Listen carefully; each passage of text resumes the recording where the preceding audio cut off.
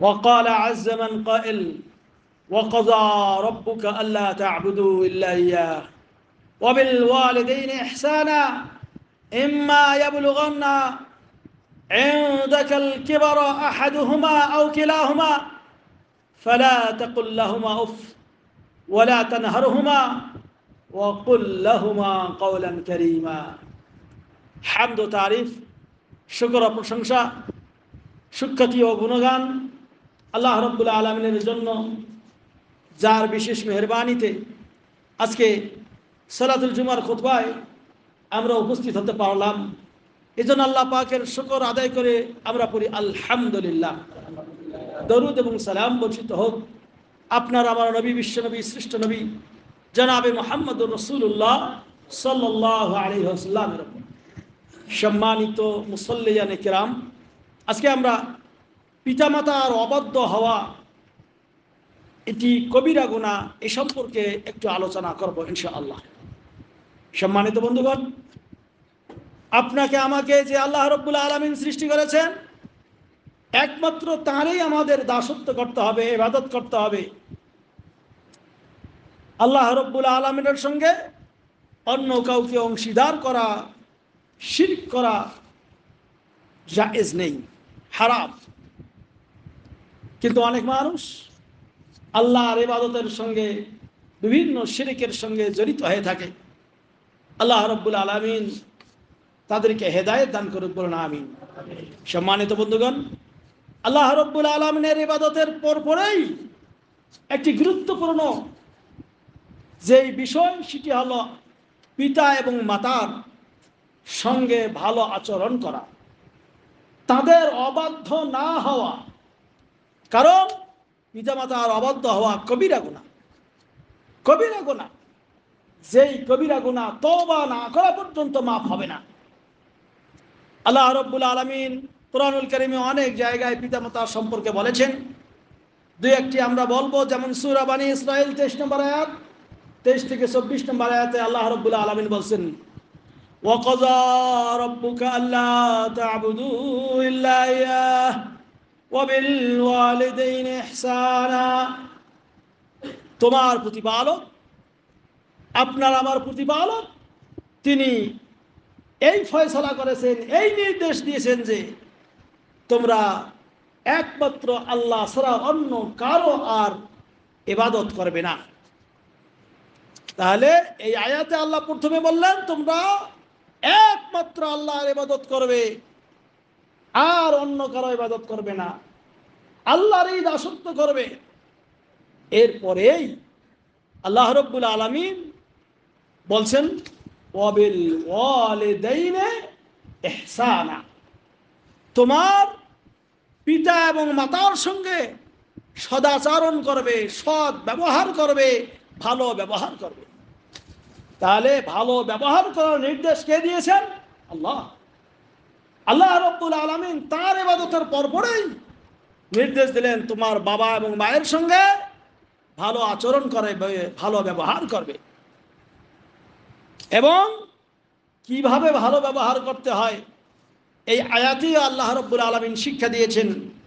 যেমন আল্লাহ রাব্বুল আলামিন বলতেছেন, বিশেষ করে ইম্মা ইয়াবলুগান্না ইনদাকাল কিবারা আহাদুহুমা আও কিলাহুমা ফালা তাকুল লাহুমা উফ। আল্লাহ রাব্বুল আলামিন বলছেন, তাদের একজন অথবা দুজনেই তোমার জীবদ্দশায় যদি বার্ধক্যে উপনীত হয়ে যায়, তুমি থাকা অবস্থায় যদি তারা বৃদ্ধা হয়ে যায়, তোমার জীবন থাকা অবস্থায়, এবং এই অবস্থায় উপনীত হলে আল্লাহ বলছেন ফালা তাকুল লাহুমা উফ, তাদেরকে এমন কোনো বিরক্তি সূচক কথা বলবে না যেই কথায় তারা শব্দ করে। আল্লাহু আকবার, কত বড় কথা ভাই! পিতা মাতা যেন আমার ছেলেটা এত বড় কথা বললো, আমার মেয়েটা এত বড় কথা বললো, এই শব্দটুকু যেন না করে। তাহলে কেমন ভাবে ব্যবহার করতে হবে ভাই? আল্লাহু আকবার, আল্লাহু আকবার। আল্লাহ বলছেন ফালা তাকুল লাহুমা উফ, এমন কোন আচরণ করবে না, এমন কোনো বিরক্তি সূচক কথা বলবে না যাতে তারা শব্দ করে, অর্থাৎ তাদেরকে কোনো ভৎসনা করবে না। এরপর আল্লাহ বলছেন, এরপরে কি, ওয়ালা তানহারহুমা, তাদেরকে কোনো ধমকও দেবে না। অনেক মানুষ, অনেক ছেলে মেয়ে বাবা মাকে বলে, চুপ করো, তুমি তুমি কি বোঝো, চুপ করো, থামো, তুমি বেশি বোঝো। আল্লাহু আকবার। হ্যাঁ, তুমি লেখাপড়া করে অনেক বড় হয়েছে, ঠিক আছে, কিন্তু তারপরও তোমার অধিকার নাই বাবা মা যদি ভুলও করে চুপ করো এমন করে বলার অধিকার তোমার নাই, এটা জায়েজ না। আল্লাহ রাব্বুল আলামিন নিষেধ করেছেন, ওয়ালা তানহারহুমা, খবরদার পিতা এবং মাতা কাউকে তুমি ধমকের সুরে কথা বলবে না, ধমক দেবে না। কেমন করে কথা বলবে? আল্লাহ বলতেছেন, ওয়াকুল লাহুমা কওলান কারীমা, তাদের সঙ্গে সম্মান সূচক নম্র ভদ্র ভাষায় কথা বলবে, নম্রভাবে কথা বলবে, নরম সুরে কথা বলবে, ভদ্রভাবে কথা বলবে, সম্মান সূচক কথা বলবে। জি আব্বু, হ্যাঁ ঠিক আছে, জি আম্মু, হ্যাঁ ঠিক আছে। বাবা মার যদি ভুলও হয়ে যায় কৌশলে বোঝানোর চেষ্টা করবে। সম্মানিত বন্ধুগণ, কিন্তু তাদের সঙ্গে ভালো ব্যবহার করতে হবে।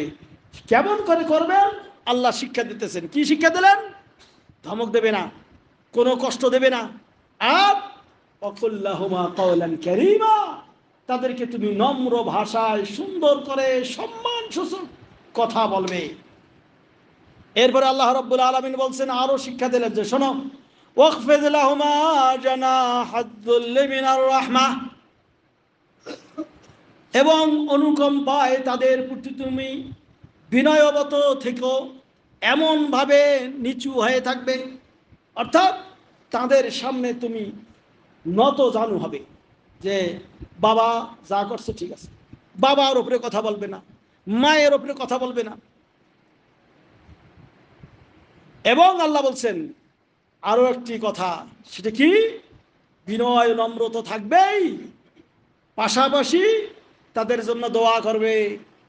ওয়াকুর রব্বিরহামহুমা কামা রব্বায়ানি সগীরা, ওয়াকুর, এবং বলবে, রব্বিরহামহুমা কামা রব্বায়ানি সগীরা, হে আমার প্রতিপালক, হে আমার রব, যেভাবে শৈশবে ছোটবেলায় আমার বাবা মা আমাকে লালন পালন করেছে, আমার প্রতি দয়া দেখিয়েছে, আমার প্রতি অনুকম্পা করেছে, আমার প্রতি তারা অনুগ্রহ করেছে, আমাকে তারা লালন পালন করেছে, আল্লাহ আমার বাবা এবং মাকে তুমি ওভাবেই লালন পালন করো। বলেন আল্লাহুম্মা আমিন।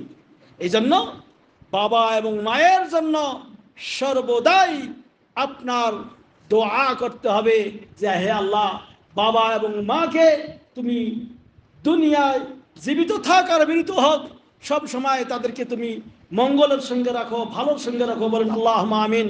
সবাই বলেন রব্বিরহামহুমা কামা রব্বায়ানি সগীরা, রব্বিরহামহুমা কামা রব্বায়ানি সগীরা, রব্বিরহামহুমা কামা রব্বায়ানি সগীরা। আমাদের প্রত্যেকের পিতামাতা রয়েছে, সবার উচিত তাদের জন্য দোয়া করা। তবে যদি কারো পিতামাতা অমুসলিম হয় তাদের জন্য হেদায়েতের দোয়া করা যাবে। আল্লাহ তাদের উপর রহমত করো এই দোয়া করা যাবে না, বলতে হবে আল্লাহ ওদেরকে হেদায়েত করে দাও। সম্মানিত বন্ধুগণ, তো এই হলো পিতা এবং মাতা সম্পর্কে দুই একটি কথা। আমরা ইনশাআল্লাহ দ্বিতীয় খুতবায় আবার কিছু আলোচনা করব। বারাকাল্লাহু লি ওয়া লাকুম ফিল কুরআনিল আযীম ওয়া নাফা'নি ওয়া ইয়্যাকুম বিল আয়াতি ওয়াজ যিকরিল হাকীম। ইন্নাহু তাআলা জাওয়াদুন কারীমুম মালিকুম বাররুর রাউফুর রহিম ফাস্তাগফিরু ইন্নাহু হুয়াল গফুরুর রহিম। ইন্নাল হামদুলিল্লাহ إن الحمد لله نحمده ونستعينه ونستهديه ونعوذ بالله من شرور أنفسنا ومن سيئات أعمالنا. من يهده الله فلا مضل له ومن يضلل فلا هادي له. وأشهد أن لا إله إلا الله وحده لا شريك له وأشهد أن محمدا عبده ورسوله وقال عز من قائل فهل عسيتم إن توليتم أن تفسدوا في الأرض وتقطعوا أرحامكم محترم ভাই সকল আমরা দ্বিতীয় খুতবায় বাবা মার সঙ্গে সম্পর্ক ছিন্ন করা কবিরা গুনাহ। অনেক মানুষ বিবাহ শাদী করার পর স্ত্রীকে নিয়ে পড়ে যায়, বাবা এবং মায়ের প্রতি আর খেয়াল করে না। জি না, আপনার বাবা এবং মা তার প্রতি সর্বসময়ে খেয়াল রাখতে হবে। স্ত্রীকে স্ত্রীর হক দেবেন, বাবা মাকে বাবা মায়ের হক দেবেন।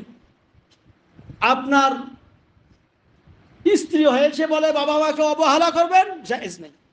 আবার বাবা মার কারণে আবার স্ত্রীকে অবহেলা করবেন, এটাও জায়েজ নেই। আপনার যার মর্যাদা যেখানে তাকে সেখানে সেটিং করবেন। কিন্তু অন্ধ ভালোবাসার প্রেমে পড়ে, স্ত্রীর প্রেমে পড়ে বাবা মাকে লাথি দেবেন, বাবা মাকে ঘৃণা করবেন, বাবা মার খবর নেবেন না, এটা ইসলামী শরীয়তে জায়েজ নাই, কবিরা গুনাহ। আল্লাহ রাব্বুল আলামিন বলেন ফাহাল আসাইতুম তাওয়াল্লাইতুম আও তুফসিদু ফিল আরদ ওয়া তুকত্তিউ আরহামাকুম। সূরা মুহাম্মাদের 22 নম্বর আয়াতে আল্লাহ বলেন যে ক্ষমতায় অধিষ্ঠিত হলে সম্ভবত তোমরা পৃথিবীতে বিপর্যয় সৃষ্টি করবে এবং তোমাদের আত্মীয়তার বন্ধন ছিন্ন করবে। আর সবচেয়ে বড় আত্মীয় হলো বাবা এবং মা। তাদের সঙ্গে আত্মীয়তার সম্পর্ক ছিন্ন করা কখনোই উচিত নয়। বরং আপনি যদি চান আপনার রিজিক বেশি হোক, আপনার সম্পদ বেশি হোক এবং আপনি বেশি দিন বাঁচেন, তাহলে আল্লাহ নবী সাল্লাল্লাহু আলাইহি ওয়াসাল্লামের বাণী হলো ফালইয়াসিল রাহিমাহ, সে যেন আত্মীয়তার সম্পর্ক ঠিক রাখে। সবচেয়ে বড় আত্মীয় হলো বাবা এবং মা। তাদের সঙ্গে সম্পর্ক ভালো রাখবেন, আপনার রিজিক বেশি হবে, আপনার কামাই বেশি হবে। বাবার খবর নেবেন, মায়ের খবর নেবেন। একটা প্রবাসে যারা থাকেন, কাজ শেষ করে এসে কমপক্ষে একটা ফোন দিয়ে হ্যালো আব্বু ভালো আছো, আম্মু ভালো আছো, আজকে খেয়েছো, ওষুধটা খেয়েছো, একটা খবর নিলে হয়তো 1 রিয়াল আপনার খরচ হবে, কিন্তু এই 1 রিয়ালের বিনিময়ে কত রিয়াল যে আল্লাহ দেবেন আপনি টেরও পাবেন না। কারণ আপনি আল্লাহকে রাজি ও খুশি করার জন্যই বাবা মার সঙ্গে সম্পর্ক রাখতেছেন। ফলে আল্লাহ রাব্বুল আলামিন আপনার রিজিক বেশি করে দেবেন। ওয়ায়ুনসালাহু ফি আসারিহি আও কামা ক্বালা আলাইহিস সালাতু ওয়াস সালাম, এবং তার বয়স আল্লাহ রাব্বুল আলামিন বৃদ্ধি করে দেবেন। বলেন সুবহানাল্লাহ। এজন্য করে ভাই, সবচেয়ে বড় আত্মীয়ের আত্মীয় বাবা এবং মা, তাদের সঙ্গে ভালো আচরণ করুন।